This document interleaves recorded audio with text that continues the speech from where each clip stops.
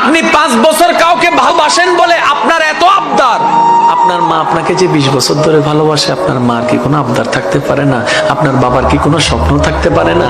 এমন অনেক মাও তো আছে নিজের বিয়ের শাড়িটা যত্ন করে রেখে দিয়েছে। মা কেন রাখলি গো? মা বলে যে আমার ছেলের জন্য যখন আমি বউ আনবো, আমার শাড়িটা দিয়ে কিন্তু আমি বউটা আনবো। এই স্বপ্নটা কখন থেকে দেখছেন জানেন? যখন আপনি কোলে ছিলেন। যখন আপনি কোলে ছিলেন, ও আমার যুবক ভাইয়েরা, হয়তো আপনার মা আপনাকে বলে নাই, আপনি যখন কোলে ছিলেন, কোলের মধ্যে দুলতো, মা স্বপ্ন দেখতো এই ছেলে বড় হবে, একটা ঘরে বউ আসবে, নাতি নাতনি হবে, আমি বুড়া হব, নাতি নিয়ে খেলবো, আমার বউটাকে আমি আমার শাড়িটা পরাই আনবো। 20 বছরের স্বপ্ন আপনি ভেঙে দিচ্ছেন মাত্র 5 বছরের কারণে।